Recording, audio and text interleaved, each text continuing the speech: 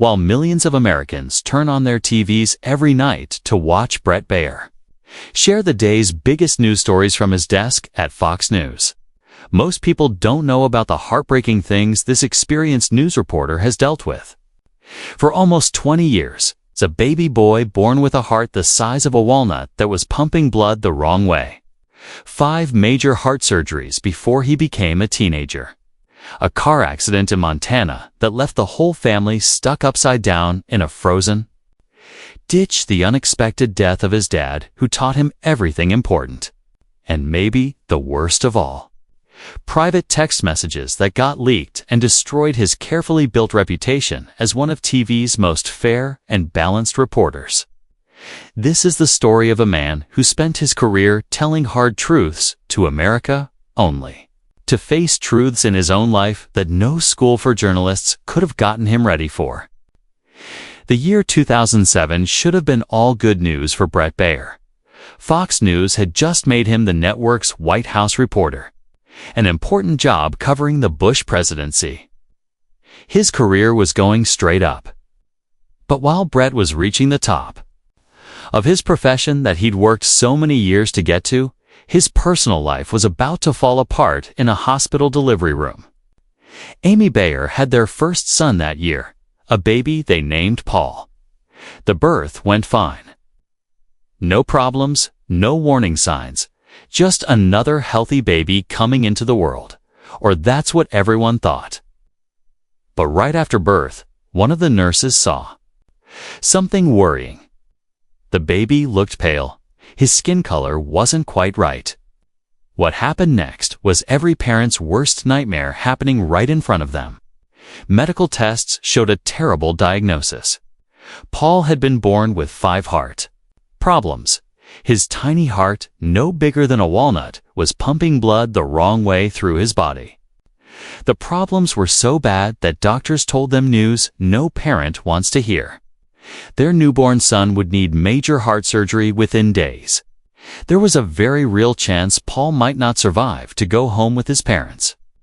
Bret and Amy were Catholic, raised with strong faith, but nothing gets you ready for watching your newborn son get rolled into an operating room.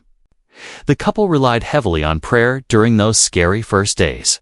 Bret would later talk about his thinking during this time, saying he believed that a loving God had a bigger plan for Paul and for their family. But in those early moments, faith and fear were both there together. Paul had his first major heart surgery as a newborn. The surgery worked, but it was only the start of a medical journey that would shape the Baier family for years to come. Over the next several years, Paul would go through for more major heart surgeries. Between the big operations came 10 angioplasties, medical procedures designed to keep his damaged heart system working. Each surgery had risks that could kill him. Each recovery time brought its own problems. The Baiers found ways to cope with the constant hospital stays. They created a family, saying they would repeat during the hardest times. We're one day closer to getting Paul home became their anchor, a way to measure progress. When the road ahead seemed impossibly long, even when home felt far away, they could see the light at the end of the tunnel, however far away it was. In 2014, 7 years into their journey with Paul's heart condition, Bret decided to share their story with the world. He wrote a book called Special Heart, with the subtitle, A Journey of Faith, Hope, Courage, and Love. The book told every scary moment of Paul's medical journey, giving readers an honest look at what families facing heart birth defects go through. Bret wrote openly about the stress Paul's condition put on his marriage to Amy, the fears that kept him awake at night, and the faith that kept them going through the worst moments. The book did 2 things. It helped other families going through similar diagnoses feel less alone, but it also sent all the money made toward heart birth defect research. The Baiers had learned that nearly 1% of all babies born in the United States have heart birth defects. But not many people knew about it. Bret used his platform to change that. During this time, Bret got important emotional support from an unexpected person. Brit Hume, the famous Fox News anchor Bret had replaced on Special Report, had gone through his own family tragedy when his adult son died by suicide. Hume understood grief and fear in ways most coworkers couldn't. He gave Bret advice during the early days of Paul's health crisis, offering perspective that really helped. "It's going to get better," Hume told him. "You have to trust in God and the doctors and put it in God's hands." As Paul grew, the Baiers worked hard to keep things normal. When their second son, Daniel, arrived in 2010, they made sure both boys felt equally loved and supported. There was always a risk that Daniel might feel forgotten with so much attention focused on his older brother's health. But the brothers became really close. And Paul, despite everything, was determined to live as normal a life as possible. But the family's troubles were far from over. In fact, one of their scariest moments was still coming. The Baier family vacation to Montana in 2019 was supposed to be exactly what they needed: a chance to go skiing, breathe mountain air, and for a little while forget about heart monitoring and hospital visits. Paul's health had been pretty stable. The family could finally relax, or so they thought. The ski trip itself went great. The boys had fun on the slopes. Bret and Amy got some much-needed time to unwind. As the vacation was ending, the family got into their vehicle for the drive to the airport. They were heading home with good memories, already planning their next family trip. Nobody could have guessed what would happen next on that Montana road. The vehicle hit a patch of ice. Bret lost control. Before anyone could fully understand what was happening, they crashed into a truck. The crash sent their SUV flying off the road. The vehicle flipped, landing completely upside down in a ditch on the side of the road. For a moment, there was only silence and the sound of metal creaking. Then came the realization that they were all still alive. A person driving by saw the crash and immediately stopped to help. The Good Samaritan worked with Bret and Amy to get all 4 family members out of the wrecked vehicle. Emergency workers arrived and rushed everyone to the nearest hospital to check them out. For a family already very familiar with hospital rooms and medical tests, the irony of the situation wasn't lost. They'd come to Montana to escape medical worries only to end up right back in a hospital. The damage check showed remarkable luck. Bret got a concussion. One family member needed 14 stitches on their chin. Another had a knocked tooth that would need a dentist. A sprained ankle finished out the list of injuries. Amazingly, no one got life-threatening injuries. They were, as Bret would later say, banged up but alive. Bret put out a public statement thanking the first responders and the Good Samaritan who'd stopped to help. But it was his personal thoughts shared on social media that showed how deeply the accident affected him. He tweeted a message that seemed to sum up everything the Baier family had learned through years of medical crisis and close calls. "Don't take anything for granted," he wrote. "Every day is a blessing, and family is everything.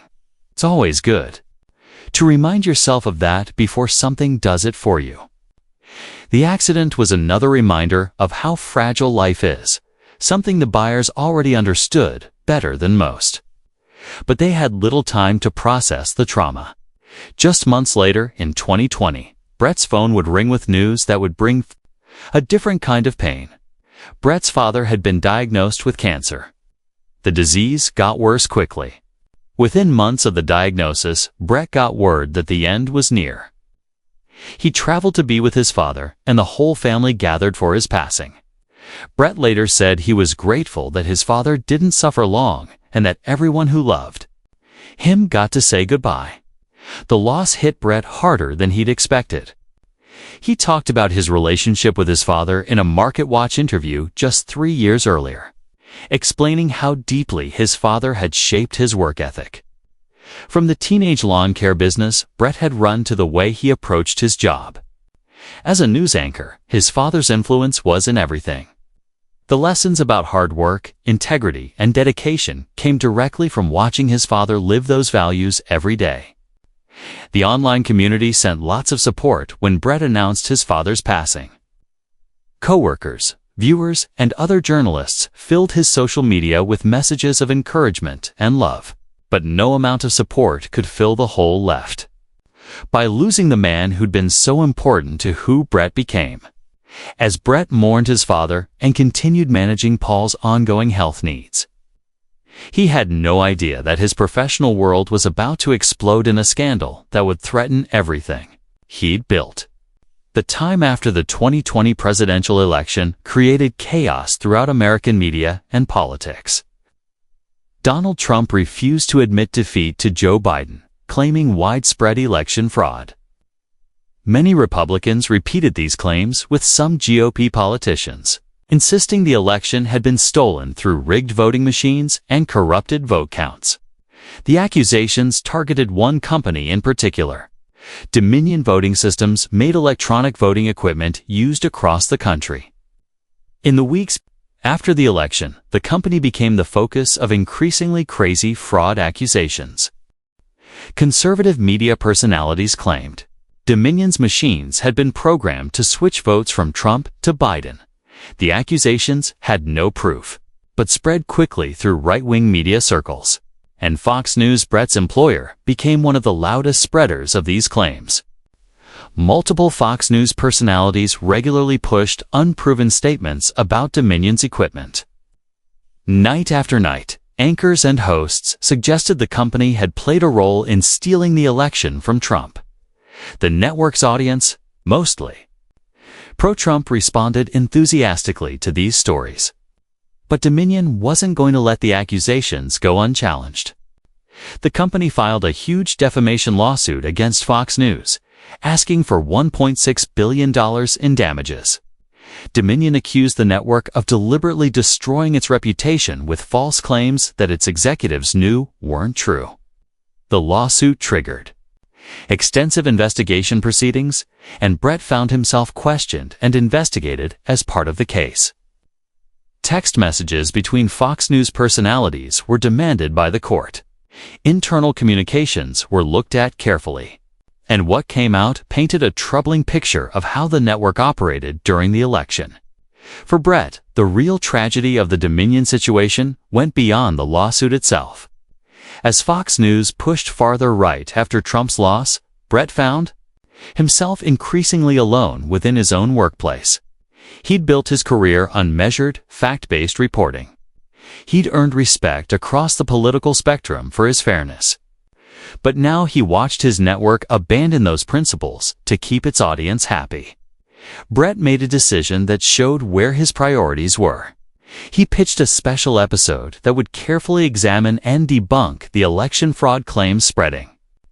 Through conservative media, the special would show Fox News taking voter concerns seriously while still putting facts over feelings. It would be a moment of journalistic integrity, proof that the network could balance serving its audience with serving the truth. Bret submitted the proposal and waited for a response. He's still waiting. The special was never made. His pitch was never even answered. As the Dominion case went forward, Fox News fought to keep internal communications private. But eventually, some of those private messages leaked to the press. The Daily Beast got text messages between Bret and Tucker Carlson, one of the network's biggest stars. What those texts showed would change how many people viewed Bret Baier forever. The messages showed Bret and Tucker talking about Fox News's decision-making around calling election results. The network was getting intense backlash from Trump supporters angry that Biden was winning states. The texts showed that Bret admitted the network's main audience wasn't happy with Biden's success and needed reassurance. Even more damaging, Bret wrote that he was personally pushing network decision-makers to slow down their election calls. In one message, he said he'd push them to slow things down and predicted they would go slow in calling. Nevada for Biden. The texts turned out to be right. Fox News did become the last major network to officially call the election for Joe Biden, holding out long after other news organizations had made the call. Before the texts leaked, Bret had largely avoided questions about his motivations during the 2020 election. His reputation as an even-handed journalist had protected him from the worst of the criticism directed at Fox News. But the messages dealt a devastating blow to that carefully built image. Here was proof suggesting Bret had let political considerations influence news judgment. The man who'd built his career on objectivity appeared to have compromised his own standards to make an angry audience happy. For journalists, few accusations hurt more than the suggestion that you've let politics override facts. The leaked texts suggested exactly that. In the end, Fox News settled the Dominion lawsuit for $787.5 million. One of the largest defamation settlements in American media history. The network released a statement admitting that certain claims about Dominion had been false. But the damage to Fox News' credibility and to Bret's personal reputation couldn't be undone with a settlement check. The question of what Bret had been willing to compromise in service of partisan politics would follow him. Yet, even as his professional world fell apart, his personal life continued to demand every ounce of strength he had left. Despite the professional chaos surrounding the Dominion scandal and the leaked texts, the Baiers never lost sight of what really mattered. Paul's battle with his heart condition continued, and the family's mission to help others facing similar struggles drove them forward, even as controversy